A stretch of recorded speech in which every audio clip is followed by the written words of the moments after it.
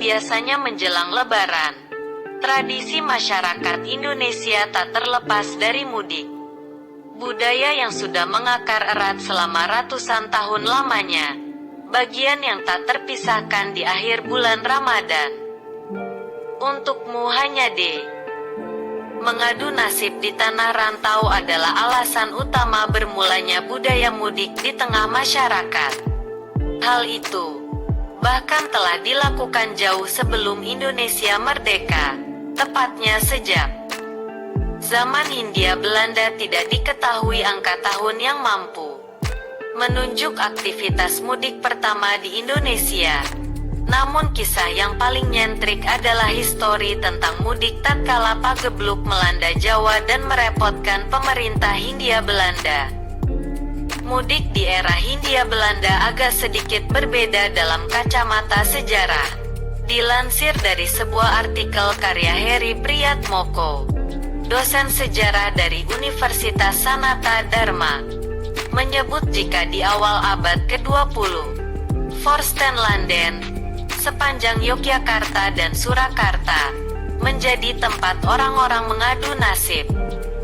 Heri Priyatmoko menulis di repositori Universitas Sanata Dharma dengan judul Pageblok dan Mudik yang terbit pada 2020. Heri menyebut, banyak orang dari berbagai daerah datang untuk mencari pengharapan hidup yang kelak menciptakan aktivitas mudik setiap menjelang Lebaran. Mudik mengarahkan mereka pulang ke kampung halaman untuk bertemu sanak keluarga dan saudara sebagai bentuk pertalian dan budaya umat Islam di Indonesia. Sebenarnya, bukan mudiklah yang menjadi penyebab utama bermulanya pagebluk di Jawa pada 1910. Petaka bermula tatkala petinggi Hindia Belanda menjalankan impor beras dari Birma, kini menjadi Myanmar, dasawarsa.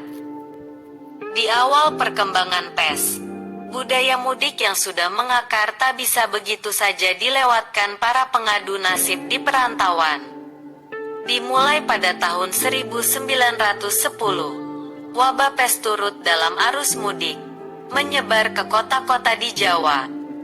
Hal itu mempersulit pemerintah kolonial untuk membendung persebaran pagebluk. Sampai 1924, Karesidenan Surakarta telah mencatatkan angka kematian sebanyak 4,482 jiwa akibat pagebluk pes. Setahun kemudian, korban bertambah menjadi 5.145 jiwa.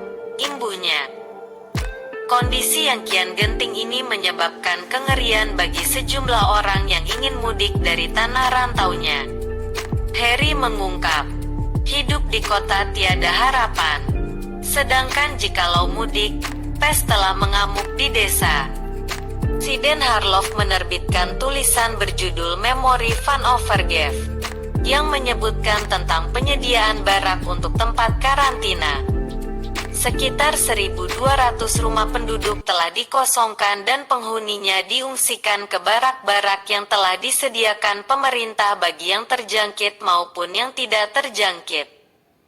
Kengerian juga digambarkan dalam tulisan Heri Priyatmoko yang menggambarkan suasana mencekam yang mewarnai mudik di awal abad ke-20 dengan ungkapan, "Esok lara, sore mati."